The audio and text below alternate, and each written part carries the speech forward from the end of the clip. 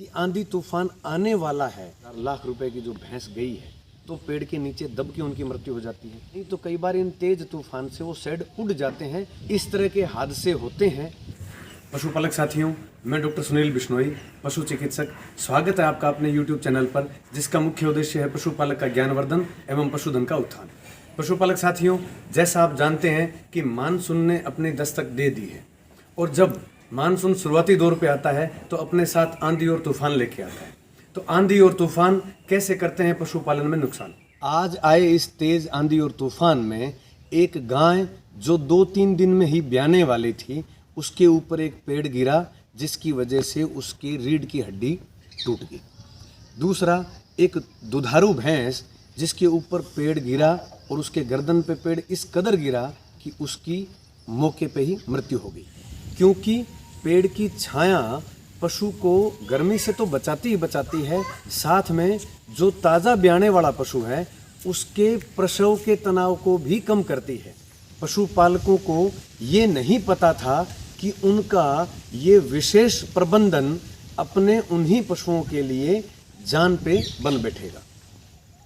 इसलिए पशुपालक साथियों से हाथ जोड़ के अनुरोध है कि जब भी बारिश के मौसम में या जब भी आपको लगे कि आंधी तूफान आने वाला है, तो घर के सदस्य, और विशेष अनुरोध उन नौजवान युवकों से करूंगा जो अपने इन पशुओं को ऐसे पेड़ पौधों के नीचे से हटा के और सुरक्षित स्थानों पर रखें, ताकि हम इस तरह के जानमाल के नुकसान से बच पाएं। हमारे हरियाणा और पंजाब के अंदर खेती बाड़ी से या किसानी से संबंधित लोगों के घर में ट्रैक्टर है, तो उन्होंने अपने ट्रैक्टर की लिफ्ट से उस टाली को उठा के और वहाँ उसको आरी से काट के और उस गाय को वहाँ से निकाला। वरना आम एक पशुपालक के लिए इस तरह के पशु को रेस्क्यू करना, मतलब इस संकट से उभारना एक मुश्किल का काम है, एक चुनौती है। पशुपालक साथियों, जो पशु इस तरह के हादसों के अंदर गुजर जाते हैं उसका पशुपालक को नुकसान होता ही होता है, लेकिन जो पशु इस तरह के हादसों में जख्मी हो जाते हैं, मतलब जिंदगी और मौत के बीच में झूलते हैं, उसमें पशुपालक पे दोहरी मार पड़ती है। एक तो उस पशु के इलाज पे खर्चा लगता है, और दूसरा इस तरह की घटनाओं से जख्मी पशु ज़्यादातर न्यूरोलॉजिकल डिसऑर्डर से, मतलब रीढ़ की हड्डी टूट गई या गर्दन की हड्डी टूट गई, जिनका इलाज हमारी पशु चिकित्सा विज्ञान में बहुत लंबा चलता है और उनके सुधार होने की संभावनाएं भी बहुत कम होती हैं। तो जिन पशुपालक साथियों के पशु ऐसे हादसों में जख्मी हो जाते हैं, ऐसे पशुपालक पर दोहरी मार पड़ती है।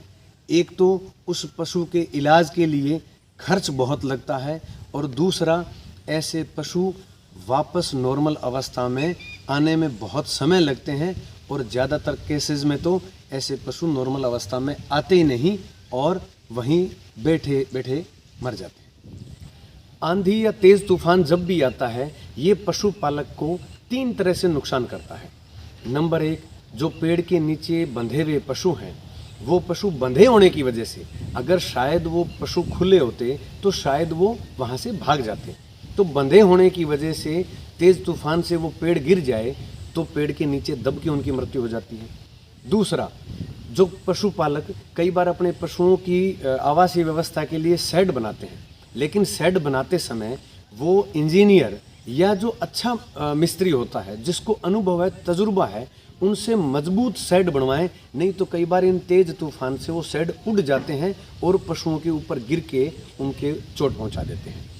तीसरा, कई बार हम पशु बांधते हैं तो आजू बाजू जो बिजली का पोल है उसका भी ध्यान नहीं रखते, तो बिजली का खंभा गिरने की वजह से कई बार इस तरह की दुर्घटनाएं हो जाती हैं। जब भी इस तरह के हादसे होते हैं, तब पशुपालक जो है वो हमारे विभाग को संपर्क करता है कि साहब अब कुछ बन सकता है या बीमा हो जाए। तो मैं पशुपालक साथियों से अनुरोध करता हूं कि आप अपने पशुओं का बीमा ज़रूर करवाएं। जब भी अगर हमारे विभाग की स्कीम है तो हमारे विभाग की स्कीम के अंदर करवाएं, क्योंकि अभी हमारे विभाग की पशुओं की बीमे की स्कीम नहीं है। लेकिन पशुपालक साथियों, एक बात देखें, जिस पशुपालक साथी की आज एक 80-90 हज़ार लाख रुपए की जो भैंस गई है, उसके लिए शायद जो प्राइवेट बीमा होता है लगभग 2425 रुपये में हो जाता है। वो भी कोई बड़ी बात नहीं है। अगर हम दूरदर्शी सोच में देखें तो 2500 रुपये मतलब 1 क्विंटल गेहूं को अगर हम पिसवा के और पशु को उबाल के दें तो वो लगभग 2500 रुपये के आसपास बैठती है। तो आप ये सोच लें या अपने मन को ये संतुष्टि दे दें कि 1 क्विंटल गेहूं पशु पूरे साल में फालतू डाल दी, लेकिन ये पैसा जो आपने बीमा में इन्वेस्ट किया है ये आपके इस नुकसान की भरपाई के लिए बहुत मदद और कारगर साबित होता है।